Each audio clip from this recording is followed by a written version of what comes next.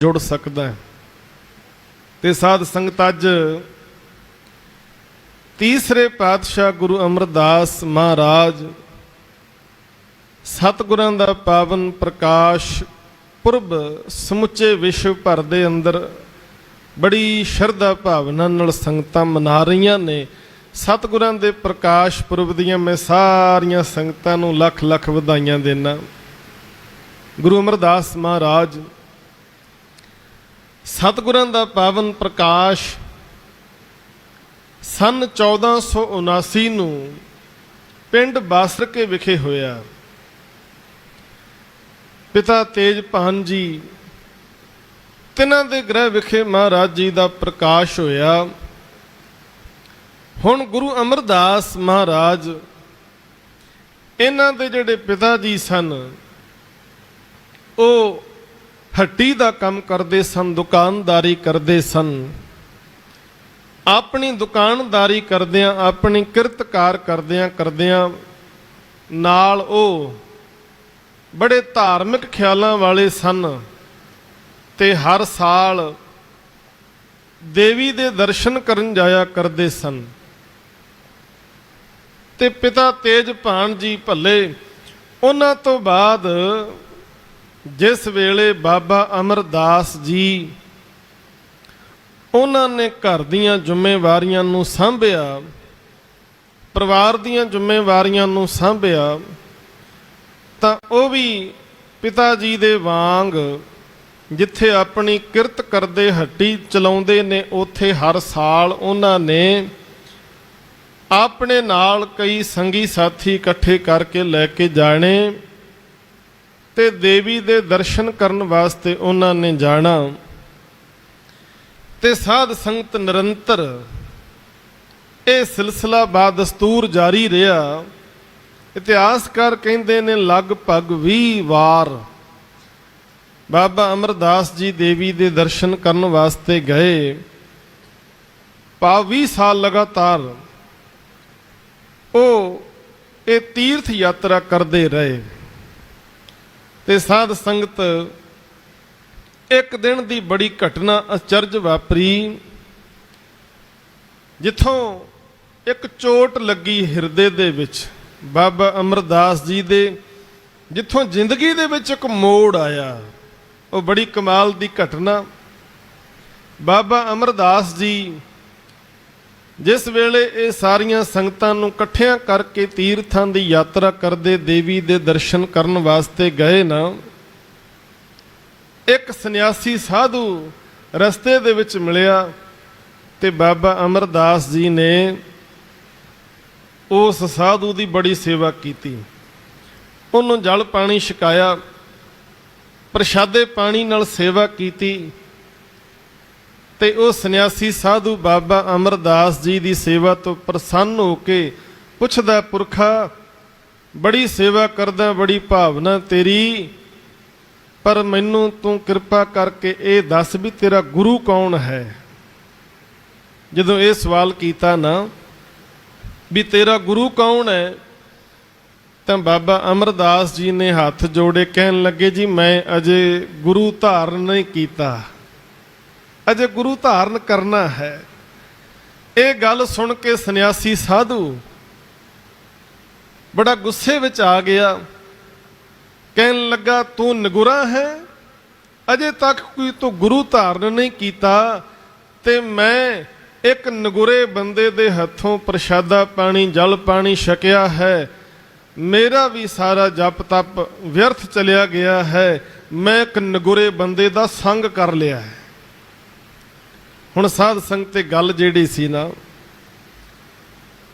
जदों कन्नां विच पई कि मैं नगुरे बंदे दा संग कीता है, मेरा ते जन्म ही जिहड़ा है व्यर्थ चलिया गया। ये गल दा इन्ना ज़्यादा असर होया बाबा अमरदास जी दे उपर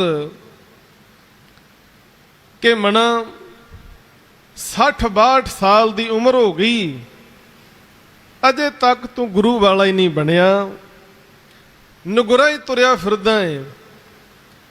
ते नगुरा बंदा इन्ना माड़ा है। साध संगत जदों बाबा अमरदास जी ਗੁਰੂ ਬਣ ਗਏ ਨਾ, ਤੇ ਗੁਰੂ ਬਣਨ ਤੋਂ ਬਾਅਦ ਉਹਨਾਂ ਨੇ ਆਪਣੀ ਮੁਬਾਰਕ ਰਸਨਾ ਤੋਂ ਧੁਰਕੀ ਬਾਣੀ ਉਚਾਰਨ ਕੀਤੀ। ਉਹਨਾਂ ਨੇ ਬਕਾਇਦਾ ਗੁਰਬਾਣੀ ਦੇ ਵਿੱਚ ਇਹ ਸ਼ਬਦ ਮਹਾਰਾਜ ਨੇ ਉਚਾਰਨ ਕੀਤੇ, ਸਤਿਗੁਰ ਬਾਝੋਂ ਗੁਰ ਨਹੀਂ ਕੋਈ, ਨਗੁਰੇ ਕਾ ਹੈ ਨਾਉ ਬੁਰਾ। ਕਹਿੰਦੇ ਨਗੁਰੇ ਬੰਦੇ ਦਾ ਤੇ ਨਾਮ ਹੀ ਮਾੜਾ ਹੈ। ਸਾਧ ਸੰਗਤ ਆਪਾਂ ਧਿਆਨ ਜ਼ਰੂਰ ਮਾਰੀਏ, ਕਿਉਂਕਿ ਗੁਰਪੁਰਬ ਅਸੀਂ ਹਰ ਸਾਲ ਹੀ ਮਨਾਉਂਦੇ ਆ। ਇਤਿਹਾਸ ਅਸੀਂ ਪੜ੍ਹਦੇ ਤੇ ਸੁਣਦੇ ਰਹਿੰਦੇ ਆ, ਪਰ ਸਾਧ ਸੰਗਤ ਤੇ ਪੜ੍ਹਿਆ ਤੇ ਸੁਣਿਆ ਤਾਂ ਹੀ ਲੇਖੇ ਵਿੱਚ ਪਵੇਗਾ ਜਦੋਂ ਅਸੀਂ ਇਹਨਾਂ ਵਿੱਚੋਂ ਕੋਈ ਸਿੱਖਿਆ ਆਪਣੇ ਜੀਵਨ ਦੇ ਵਿੱਚ ਵਸਾ ਲਾਂਗੇ। ਅੱਜ ਅਸੀਂ ਝਾਤੀ ਮਾਰੀਏ ਕਿ ਸਾਡੀ ਇੰਨੀ ਉਮਰ ਹੋ ਗਈ ਹੈ, ਕਿਸੇ ਦੀ 40 ਸਾਲ, ਕਿਸੇ ਦੀ 50, ਕਿਸੇ ਦੀ 60, ਕੋਈ 70 ਸਾਲਾਂ ਦੇ ਨੇੜੇ ਪਹੁੰਚਿਆ ਹੋਇਆ ਹੈ। ਅਸੀਂ ਆਪਣੇ ਜੀਵਨ ਵਿੱਚ ਝਾਤੀ ਮਾਰੀਏ ਕਿ ਅਸੀਂ ਅਜੇ ਗੁਰੂ ਵਾਲੇ ਬਣੇ ਆ ਜਾਂ ਨਹੀਂ। ਕਿਤੇ ਅਸੀਂ ਨਗੁਰੇ ਤੇ ਨਹੀਂ ਤੁਰੇ ਫਿਰਦੇ।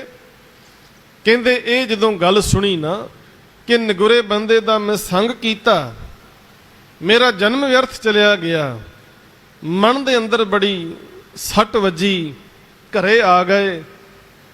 ਹੁਣ ਇਹ ਗੱਲ ਵਾਰੀ-ਵਾਰੀ ਮਨ ਵਿੱਚ ਘੁੰਮ ਰਹੀ ਹੈ ਕਿ ਇੰਨੀ ਉਮਰ ਹੋ ਗਈ ਹੈ, ਅਜੇ ਤੱਕ ਮੈਂ ਗੁਰੂ ਵਾਲਾ ਨਹੀਂ ਬਣਿਆ। ਕਹਿੰਦੇ ਰਾਤ ਨੂੰ ਸੌਂਦੇ ਨੇ ਪਰ ਮਨ ਨੂੰ ਟਿਕਾ ਨਹੀਂ ਆਉਂਦਾ। ਕਹਿੰਦੇ ਇੱਕ ਰਾਤ ਸੁੱਤੇ, ਮਨ ਨਾ ਟਿਕੇ, ਨੀਂਦ ਨਾ ਆਵੇ, ਕਰਦਿਆਂ ਕਰਦਿਆਂ ਰਾਤ ਲੰਘ ਗਈ। ਕਹਿੰਦੇ ਅੰਮ੍ਰਿਤ ਵੇਲਾ ਹੋ ਗਿਆ। ਅੰਮ੍ਰਿਤ ਵੇਲਾ ਜਦੋਂ ਹੋਇਆ, ਉਸ ਵੇਲੇ ਬਾਬਾ ਅਮਰਦਾਸ ਜੀ, ਤਿਨਾਂ ਦੇ ਭਤੀਜੇ ਭਾਈ ਜੱਸੂ ਜੀ, ਉਹਨਾਂ ਦੀ ਘਰ ਵਾਲੀ ਬੀਬੀ ਅਮਰੋ, ਜੋ ਗੁਰੂ ਅੰਗਦ ਸਾਹਿਬ ਜੀ ਦੀ ਸਪੁੱਤਰੀ ਸੀ। ਗੁਰੂ ਅੰਗਦ ਸਾਹਿਬ ਜੀ ਦੀ ਸਪੁੱਤਰੀ ਗੁਰੂ ਅਮਰਦਾਸ ਪਾਤਸ਼ਾਹ ਜੀ ਦੇ ਭਤੀਜੇ ਭਾਈ ਜੱਸੂ ਜੀ ਨਾਲ ਵਿਆਹੀ ਹੋਈ ਹੈ। ਕਹਿੰਦੇ ਅੰਮ੍ਰਿਤ ਵੇਲਾ ਹੋਇਆ ਤੇ ਬੀਬੀ ਅਮਰੋ ਨੇ ਚਾਟੀ ਦੇ ਵਿੱਚ ਮਧਾਣੀ ਪਾਈ, ਦੁੱਧ ਰਿੜਕਣਾ ਸ਼ੁਰੂ ਕੀਤਾ। ਤੇ ਸਾਧ ਸੰਗਤ ਦੁੱਧ ਰਿੜਕਦਿਆਂ ਹੋਇਆ ਨਾਲ ਨਾਲ ਗੁਰੂ ਨਾਨਕ ਸਾਹਿਬ ਜੀ ਦੀ ਪਵਿੱਤਰ ਬਾਣੀ ਜਿਹੜੀ ਹੈ ਨਾ, ਉਹ ਬਾਣੀ ਬੜੀ ਮਧੁਰ ਲੈ ਦੇ ਵਿੱਚ ਉਹਨਾਂ ਨੇ ਪੜ੍ਹਨੀ ਸ਼ੁਰੂ ਕਰ ਦਿੱਤੀ। ਕਰਨੀ ਕਾਗਦ ਮਨ ਵਸਵਾਣੀ, ਬੁਰਾ ਭਲਾ ਦੋਏ ਲੇਖ ਪਏ। ਇਹ ਸ਼ਬਦ ਉਹਨਾਂ ਨੇ ਪੜ੍ਹਿਆ। ਇਹ ਸ਼ਬਦ ਦੇ ਵਿੱਚ ਇਹ ਬਚਨ ਜਦੋਂ ਬਾਬਾ ਅਮਰਦਾਸ ਦੇ ਕੰਨਾਂ ਦੇ ਵਿੱਚ ਪਏ, ਇਹ ਪਵਿੱਤਰ ਬਾਣੀ ਜਦੋਂ ਕੰਨਾਂ ਦੇ ਵਿੱਚ ਪਈ ਨਾ, ਤੇ ਬਾਣੀ ਸੁਣ ਕੇ ਮਨ ਨੂੰ ਆਨੰਦ ਮਿਲਿਆ, ਖੇੜਾ ਮਿਲਿਆ।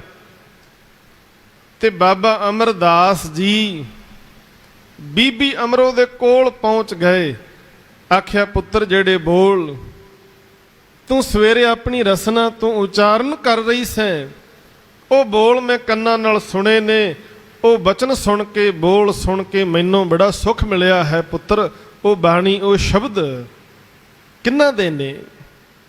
ਤੇ ਸਾਧ ਸੰਗਤ ਬੀਬੀ ਅਮਰੋ ਜੀ ਨੇ ਆਖਿਆ ਪਿਤਾ ਜੀ, ਉਹ ਬਾਣੀ ਗੁਰੂ ਨਾਨਕ ਸਾਹਿਬ ਮਹਾਰਾਜ ਜੀ ਦੀ ਹੈ, ਜਿਹੜੀ ਮੈਂ ਅੰਮ੍ਰਿਤ ਵੇਲੇ ਪੜ੍ਹੀ ਸੀ। ਤੇ ਉਹ ਬਾਣੀ ਗੁਰੂ ਨਾਨਕ ਸਾਹਿਬ ਜੀ ਨੇ ਉਚਾਰਨ ਕੀਤੀ ਹੈ।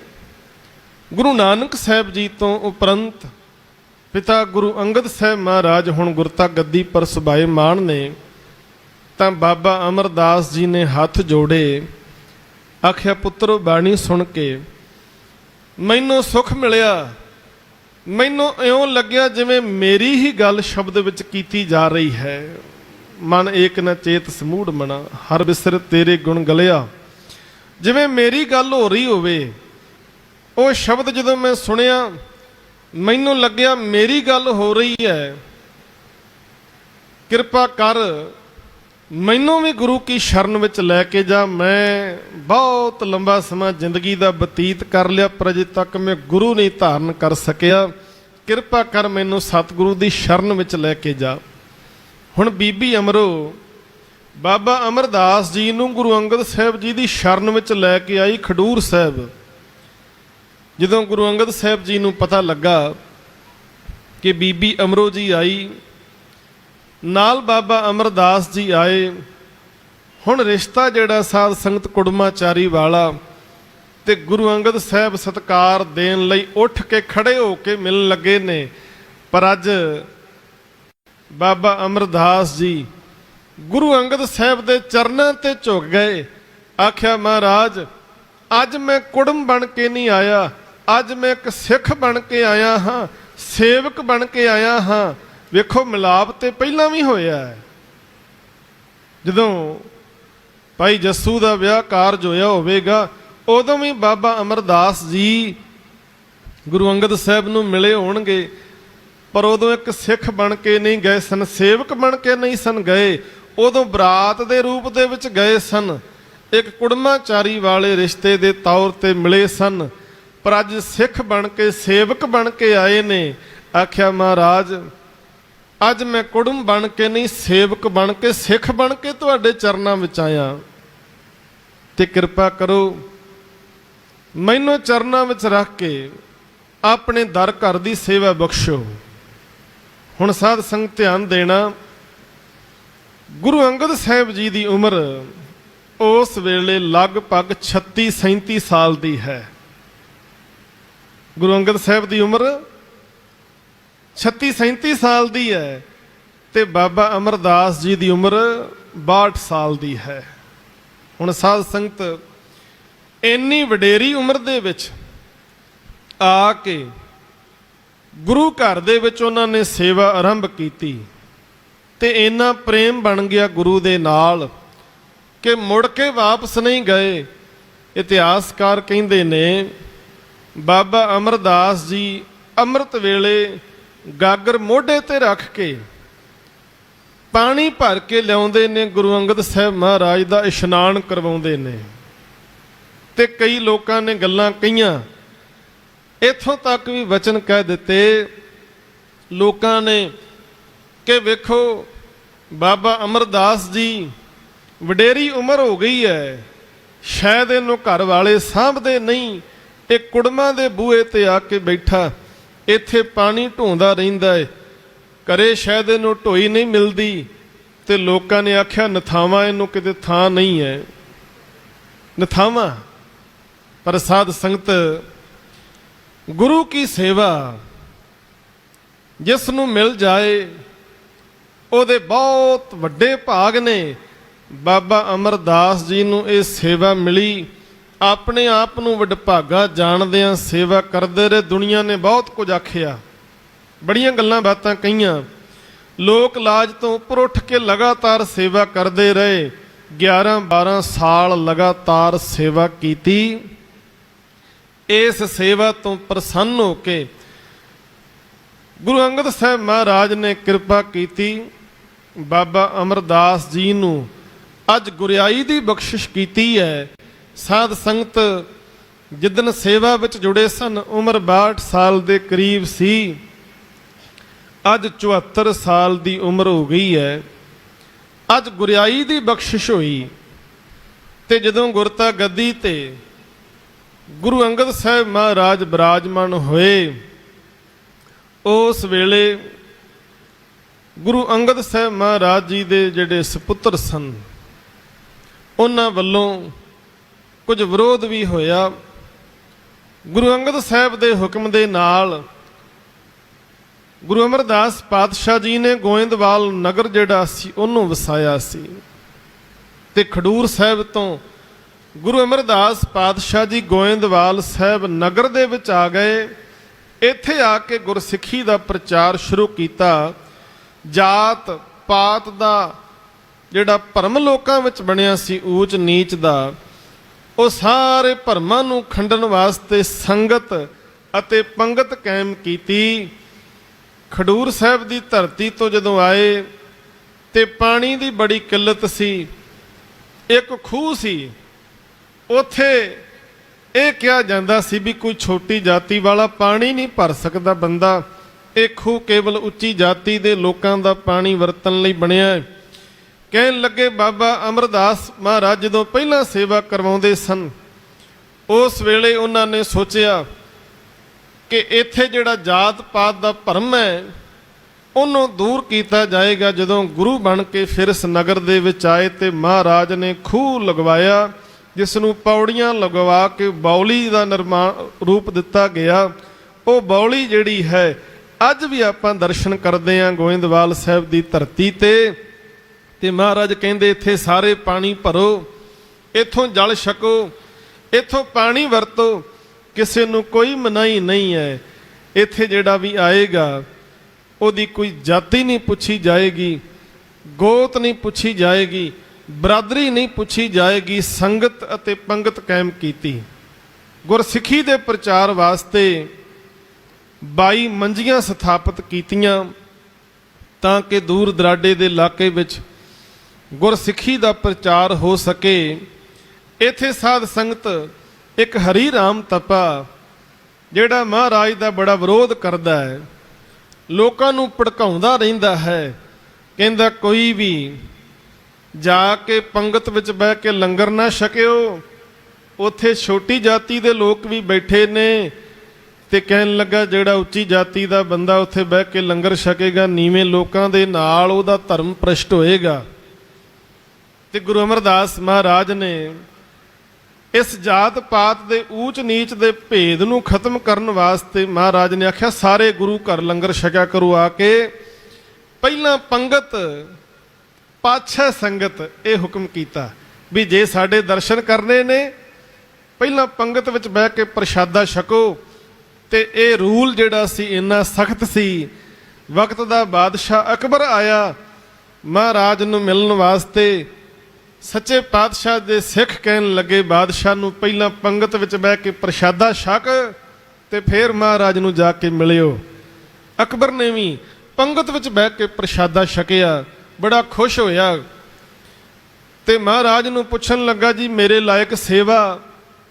ਤੇ ਸਤਿਗੁਰੂ ਕਹਿੰਦੇ ਤੂੰ ਬਾਦਸ਼ਾਹ ਹੈ, ਇੱਕ ਤਾਂ ਸਤੀ ਦੀ ਜਿਹੜੀ ਪ੍ਰਥਾ ਹੈ ਇਹਦੇ ਤੇ ਰੋਕ ਲਾ।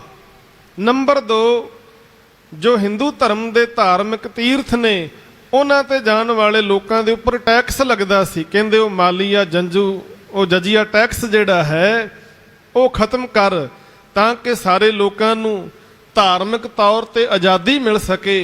ਇਹ ਹੁਕਮ ਜਦੋਂ ਮਹਾਰਾਜ ਨੇ ਕੀਤੇ ਬਾਦਸ਼ਾਹ ਨੇ ਫੌਰੀ ਤੌਰ ਤੇ ਸਤੀ ਪ੍ਰਥਾ ਨੂੰ ਬੰਦ ਕਰਵਾਇਆ, ਕਾਨੂੰਨ ਬਣਾ ਦਿੱਤਾ ਪੱਕੇ ਤੌਰ ਤੇ ਨਾਲ ਹੀ ਜਜੀਆ ਟੈਕਸ ਜਿਹੜਾ ਹੈ ਉਹਦੇ ਤੋਂ ਵੀ ਮੁਕਤ ਕੀਤਾ ਲੋਕਾਂ ਨੂੰ।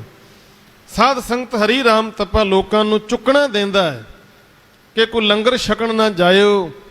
ਮਹਾਰਾਜ ਕਹਿੰਦੇ ਨੇ ਜਿਹੜਾ ਲੰਗਰ ਛਕਣ ਆਵੇਗਾ ਇੱਕ ਇੱਕ ਸਿੱਕਾ ਦੇਵਾਂਗੇ ਉਹਨਾਂ ਨੂੰ। ਹੁਣ ਜਿਨ੍ਹਾਂ ਅੰਦਰ ਜਾਤ ਦਾ ਅਭਿਮਾਨ ਸੀ ਨਾ, ਜਦੋਂ ਸੁਣਿਆ ਵੀ ਨਾਲੇ ਲੰਗਰ ਛਕੀ ਤੇ ਨਾਲੇ ਸਿੱਕੇ ਮਿਲਦੇ ਨੇ, ਲੋਕ ਚਲੇ ਗਏ।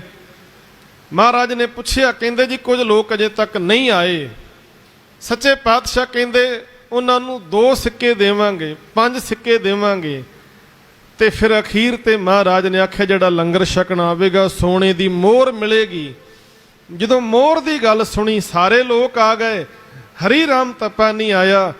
ਮਨ ਵਿੱਚ ਸੋਚਦਾ ਹੈ ਕਿ ਜੇ ਲੰਗਰ ਛਕਾਂ ਨਾਲੇ ਮੋਹਰ ਮਿਲੇਗੀ ਸੋਨੇ ਦੀ ਨਾਲੇ ਪ੍ਰਸ਼ਾਦਾ ਛਕਾਂਗਾ, ਪਰ ਸੋਚਦਾ ਵੀ ਜੇ ਮੈਂ ਆਪ ਗਿਆ ਤੇ ਲੋਕ ਹੱਸਣਗੇ। ਆਪਣੇ ਪੁੱਤਰ ਨੂੰ ਭੇਜਿਆ ਕੰਧ ਉੱਪਰੋਂ ਟਪਾ ਕੇ ਅੰਦਰ। ਜਦੋਂ ਪੁੱਤਰ ਨੂੰ ਅੰਦਰ ਭੇਜਿਆ ਉਹ ਡਿੱਗ ਪਿਆ, ਸੱਟ ਲੱਗ ਗਈ ਲੱਤ ਤੇ। ਸਿਆਣਿਆਂ ਨੇ ਚੁੱਕਿਆ, ਪੁੱਛਿਆ ਤੂੰ ਕਿਹਦਾ ਬੱਚਾ ਹੈ? ਕਹਿੰਦਾ ਜੀ ਹਰੀ ਰਾਮ ਦਾ।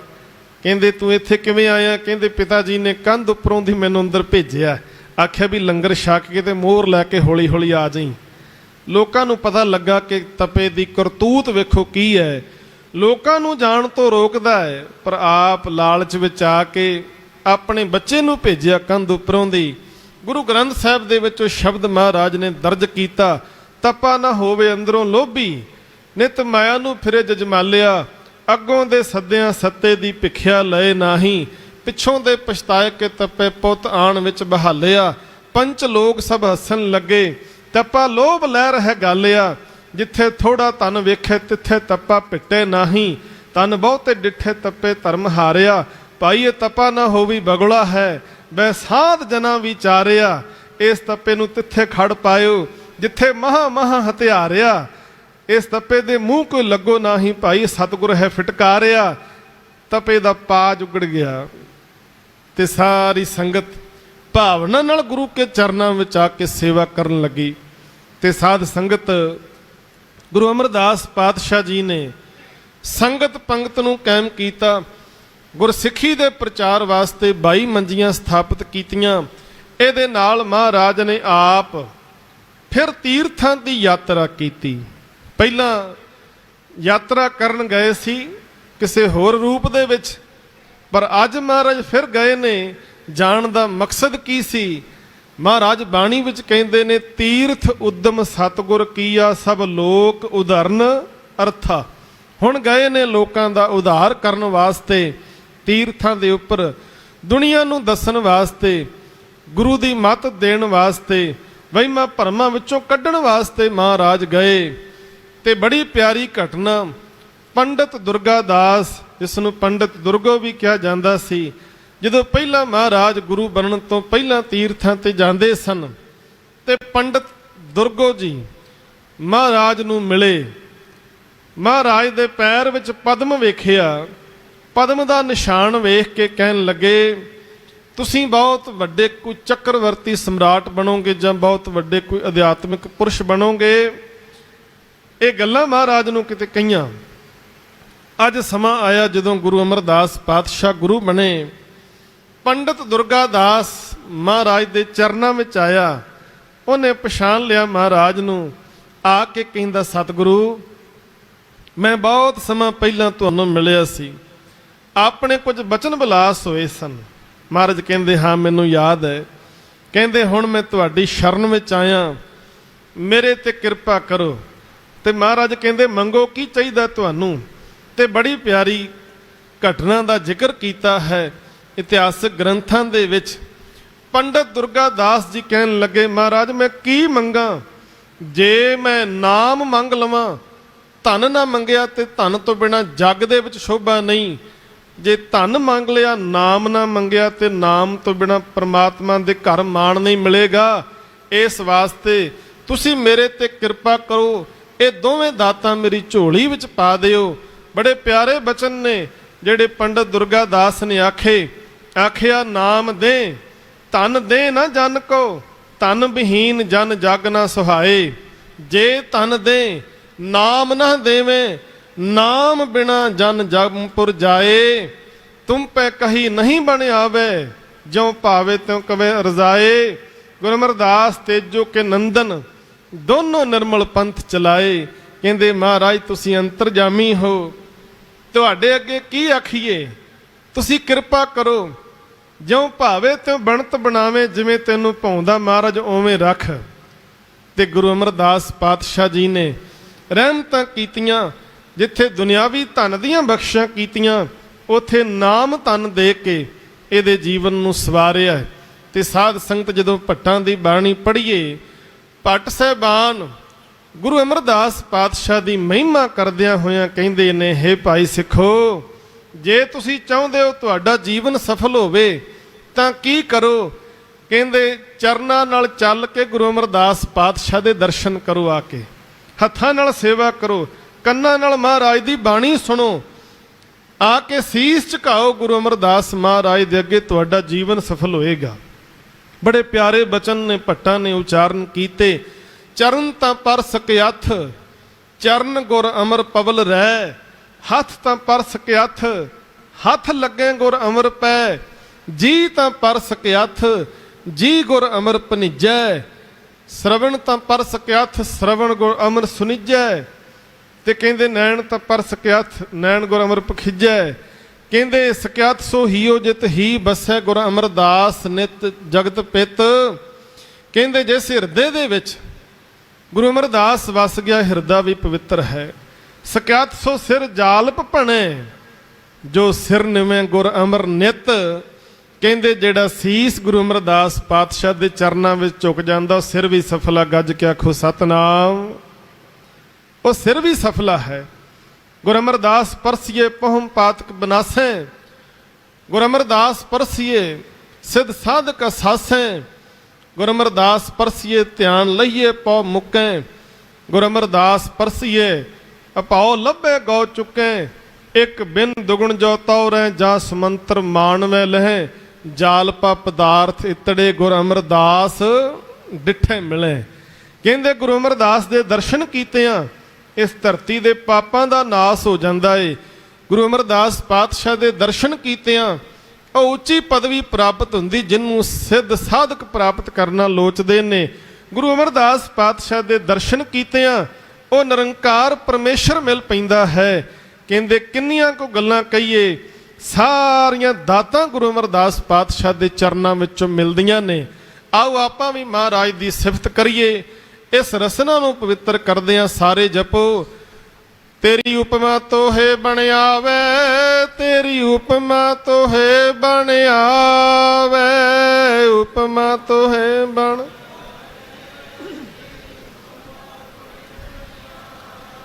तेरी उपमा तो है बन आवे, तेरी उपमा तो है बन आवे, उपमा।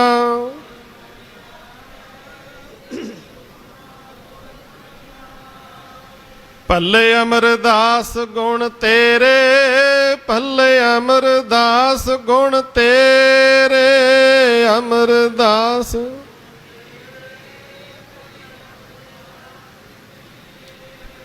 भले अमरदास गुण तेरे, भले अमरदास गुण तेरे, अमरदास।